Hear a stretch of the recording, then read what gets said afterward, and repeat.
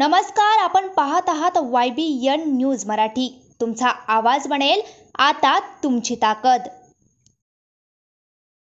जवान साथियों, बुजुर्गों, पसे पर्दा बैठकर मेरी आवाज सुनने वाली मेरी माँ बहनों, ये मासूम बच्चों, अस्सलाम वालेकुम। ये इंतखाबी जलसा नहीं बल्कि एक छोटी कॉर्नर मीटिंग है जिसमें आप शरीक हुए हैं। मैं आपको ये बताने के लिए खड़ा हूं कि सियासत किस लिए की जाए,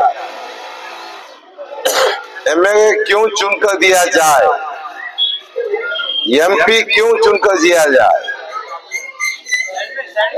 एक साहब MP हुआ करते थे, अब MP का इंतखाब हारने के बाद एक सीढ़ी नीचे उतरकर असेंबली का इंतखाब करने जा रहे हैं। मुझे पूरी उम्मीद है कि वो इंतखाब भी हारेंगे, फिर इसके बाद कारपोरेशन के इंतखाब में खड़े हो जाएंगे। राजा भाई और तमाम दोस्तों भाइयों से मैं कहना चाहता हूं, जो सियासत की कुर्सी से चिपक कर रहना चाहता है, उसका मकसद अवाम की बहबूद और फलाह नहीं है, उसका मकसद सिर्फ पैसे कमाना है। बहरहाल मैं उस पाखंडी की बात नहीं करना चाहता, मैं उस दरगाह की बात नहीं करना चाहता, मैं उस एजेंट की बात नहीं करना चाहता जो आपका हमारा सौदा कर रहा है। वो विधान परिषद के चुनाव हो या असेंबली के इंतखाबात हो, सौदेबाजी का मास्टर है वो। अभी आपने एक ऑडियो क्लिप सुना होगा, वो दिनेश परदेशी वैजापुर का महाविकास आघाड़ी का उम्मीदवार कह रहा है कि मैंने 5 करोड़ रुपये इम्तियाज जलील को दिए हैं। परभनी में क्या हुआ, दूसरे मकामात पर क्या हुआ, और ये फुकटिया हमको बोल रहा इनके पास पैसे कहां से आते। अरे नंगे, तेरे जेब सीए वाले हैं, तो 5 साल MLA 5 साल MP था, और तूने कभी जेब में हाथ नहीं डाला, तूने कभी किसी की मदद नहीं की। किराटपुरे में 2 बच्चे शहीद हो गए, हमारे दोस्त अस्कर का बेटा जवान सा बच्चा पुलिस की गोली से, आंसू गोले के मार से शहीद हो गया। मुनीर भाई फैज कॉम्प्लेक्स में शहीद हो गए, और फिर भी फसाद की जिम्मेदारी हमारे मासूम नौजवानों पर डालता है। इसके कारस्तानियों की स्टोरी बहुत गंभीर है, मैं वो कहना नहीं चाहता। आमतौर पर एक आधे खानदान में एक आध बच्चा खराब निकलता है तो ये कहा जाता है कि पुट्टा खराब निकला, खानदान तो ठीक है, मगर जब पुट्टे का बाप खुद बोलता है कि मैं जिम्मेदार हूं, तो मैं खानदान को क्या कहूं। हमारे मजलिस के किसी बड़े लीडर ने कहा कि गफ्फार कादरी साहब, नाम तो नहीं लिया उन्होंने, कि कहा कि 70 साल के हो गए हैं, अल्लाह उन्होंने करना चाहिए। मैं ये कहना चाहता हूं, हर मुसलमान माँ की गोद से लेकर खबर में जाने तक अल्लाह ही करना चाहिए, अल्लाह को ही याद रखना चाहिए। और अल्लाह ने ही सिखाया है कि मुसलमान को भी अवामी मसाइल में दिल धड़कना चाहिए। अवाम की खिसकता वो उलमा की बेइज्जती कर नहीं सकता। इख्तिलाफ रखना अपनी जगह, अगर उनकी बेइज्जती करेंगे तो आप उनको सबक सिखाइए, उनको धो चटाइए। 20 तारीख के दिन आपके पास वोट है, आप इनको नाकाम बनाइए, उन ताकतों को कमजोर कीजिए, उन ताकतों को मिर्या मीट कीजिए जो हमारे उलमा किराम की बेइज्जती कर रहे हैं। अजीजान गिरामी, एक और बात मैं आपसे कहना चाहता हूं, हम इस मशरक़ी हल्के की सीट समाजवादी पार्टी के टिकट पर लड़ रहे हैं। उसकी दास्तान काफी लंबी है। बैरिस्टर असदुद्दीन अवैसी, उन्होंने मुझसे वादा किया था, इब्तिसाम साबरी जिंदा है, जूना बाजार में प्लाईवुड की दुकान है। असदुद्दीन अवैसी ने मुझसे वादा किया था कि गफ्फार कादरी, हम आपको मशरक़ी हल्के से उम्मीदवारी भी देंगे, चुनकर भी लाएंगे और सीट गिफ्ट पर देंगे। मैं आपसे कहना चाहता हूं, और ये बात कब कही थी? पार्लियामेंट के इंतखाबात में जब वो प्रचार में आए थे, आखिरी दिन कही थी। कहां गया तुम्हारा वादा? अरे 2014 का हम पे इल्जाम लगाते हैं। असदुद्दीन अवैसी, अगर मैं इतना ही खराब था, जब मैं इतना ही बुरा था, तो झकमगाने का 10 साल पार्टी में क्या तुमने मेरे को 2014 में जब आपको मालूम था कि गफ्फार कादरी खराब आदमी है, असद साहब, कुछ चीजों के लिए हम एहतराम करते हैं, मगर जब बात निकलेगी तो बहुत दूर तक जाएगी। तुम्हारी शेरवानी, तुम्हारी टोपी, तुम्हारी हरकतें सब जानता हूं। क्या बात है? नारेगांव के भाषण में कहा कि 2014 में गफ्फार कादरी ने पैसों की बात की थी।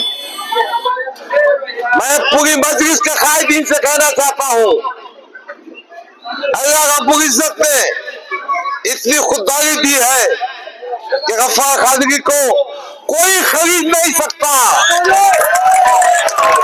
गफ्फार कादरी टिकाऊ माल नहीं है। गफ्फार कादरी सियासत करता है, किसी के भीख पे नहीं करता है। क्या बात है? अल्लाह ने गफ्फार कादरी को दिल भी दिया है, पैसा भी दिया है, हिम्मत भी दिया है, ताकत भी दिया है। अब इस तरह की बातें बंद कर दो, मुद्दे की बात करो, एजेंडे की बात करो, जवाब दो। जिस शख्स को तुमने वादा किया था, वो वादा तुमने वफा क्यों नहीं किया? जिस शख्स ने 10 साल मजलिस का परचम उठाकर लाखों करोड़ रुपए लगाए, जिंदगी के घंटों, दिनों, महीने दिए, तुम्हारी खिदमत की, उसका ये जवाब है कि 2014 में पैसों की बात किया था, तो 24 तक क्या तुम सो गए थे? तुमको अकल नहीं आई थी? असदुद्दीन अवैसी साहब बताइए, जब पूछे साउदी का दंगा हुआ था तो आपने मुझे फोन किया था, तो मैंने जवाब दिया था कि पूछे साउदी के मामले में अगर मेंबर ऑफ पार्लियामेंट को भेजा जाए, तो आपने कहा था वो इम्तियाज जलील फोन ही नहीं उठा रहा मेरा, सोया था। वो पुट्टे की थी हिमायत पे क्यों आ गए भाई? अब तुम पे भी किरदार पे डाउट पैदा हो रहा है, कहीं ना कहीं साझेदारी दिख कर आती है। महाराष्ट्र में जहां मॉब लिंचिंग हुई, मैं अपने खर्चे से पहुंचा। महाराष्ट्र में जहां फसाद हुए, मैं वहां पहुंचा। मैं पुलिस स्टेशन जाता हूं, मगर इसकी तरह नहीं, सिर्फ अपने भांजे को छुड़ाने के वास्ते। मैं पुलिस स्टेशन जाता हूं, किसको जेल में डालने के वास्ते नहीं। हक तो ये है कि हम किसी का मकान बना नहीं सकते। इनका जो ऑफिस है ना, जो कलेक्टर ऑफिस में है, उसके पीछे मतीन खान का मकान था। मतीन खान की मां हॉस्पिटल में एडमिट थी, उसको फ्रैक्चर हुआ था। यही खासबाग ने उसके मकान को तुड़वाया। ऐसे पुट्टे की तारीफ करने वाले तुम, ऐसे खासबाग की हिमायत में खड़े जो गरीब मुसलमानों के मकानों को तुड़वाता है।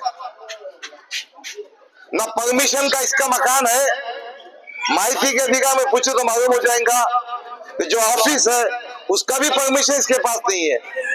तो मतीन खान की अगर परमिशन नहीं हुई तो मकान तोड़ देते।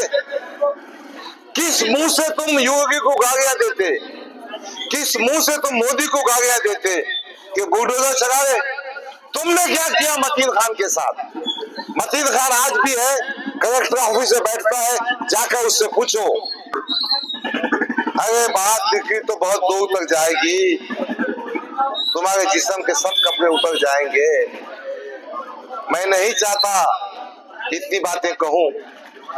अजीजान गिरामी, ये बात नोश्ते दीवार बन चुकी है कि इस असेंबली हल्के में समाजवादी का उम्मीदवार आपका भाई भारी अक्सरियत से कामयाब होने जा रहा है। इनके कदमों के नीचे की जमीन हल गई है, इनकी बोखियात आ गई है, इनकी परेशानी आ गई है, इसलिए ऊंची हरकतों पे निकल के आए हैं। मैं यकीन दिलाता हूं कि 23 तारीख को जब नतीजे निकलेंगे तो हम अतुल सावे की सियासी एमएलए-शिप का जनाजा निकालेंगे, उसकी आरती उठाएंगे, उसमें गखरिया गाएंगे। और अतुल सावे, तूने भी 10 साल पर क्या झकमगाया? तेरे को कोई मुसलमान याद नहीं है? तूने तो मुसलमान के उम्मीदवार खड़ा करके वोटों को तकसीम करने का काम किया। दोस्तों, साथियों, साजिश के तहत, पैसों के तहत हमेशा अतुल सावे ने मुसलमानों में इख्तिलाफ पैदा किया, उम्मीदवार खड़े किए ताकि वोटों की तकसीम हो।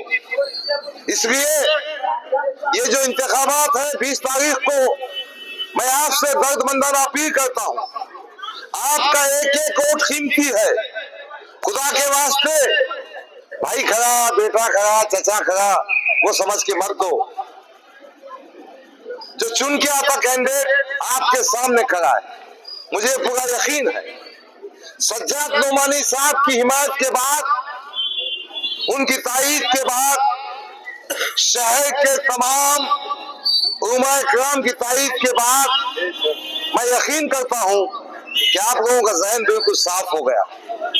और मैं आपको बताना चाहता हूं, इंशाअल्लाह अपनी जंग में हमारे जो मराठा भाई है वो अपना साथ देंगे। वो बोलते ना, शक्कर में दूध में शक्कर, यानी हमारी कामयाबी में मराठा समाज भी पूरी ताकत से खड़ा हुआ है।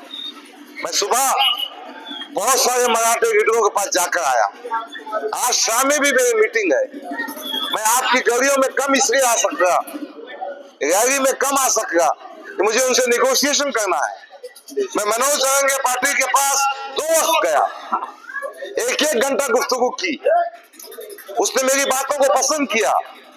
समाजवादी पार्टी ने मनोज जरंगे की तमाम मांगों को मानते हुए हमेशा पार्टी में देने का तय किया है। तो यकीनन मराठा समाज पूरी ताकत के साथ हमारा साथ देगा। किया था, अब वो आसिफ आजमी के सामने और आपके भी सामने कह रहा हूं, मैं 5 साल तक तनख्वाह का एक पैसा नहीं लूंगा। अल्लाह ने बहुत कुछ दिया है। ये महीना की तनख्वाह 1 साल में 32 लाख रुपए होती है और ये पूरे 5 साल के 1,60,00,000 रुपए होते हैं। मैं ये पैसे बैंक पे रखूंगा, आप में से कुछ लोगों की कमेटी बनाकर लोगों से दरखास्तें लेकर जरूरतमंदों को दिए जाए। मुझे तनख्वाह के पैसे नहीं चाहिए। ये फुकटा मेरे को पूछ रहा पैसे कहां से आए। अरे अद्दी की औलाद, मैं साल का 92 लाख रुपए इनकम टैक्स भरता हूं। तेरी हैसियत तो भी है क्या? गॉगल लगाने से, बालकनी में से हाथ बताने से, अपने आप को शाहरुख खान बोलने से अरे दिल भी रखता है। तूने अब अरबों रुपए कमाए, करोड़ों रुपए कमाए, मगर उसको दिल भी रखता पैसे खर्च। हाँ, तू अपने बच्चे को तालीम के लंदन भेजेगा और कौम से वादा करेगा कि मैं इसको घूमूंगा, वो भी नहीं करा।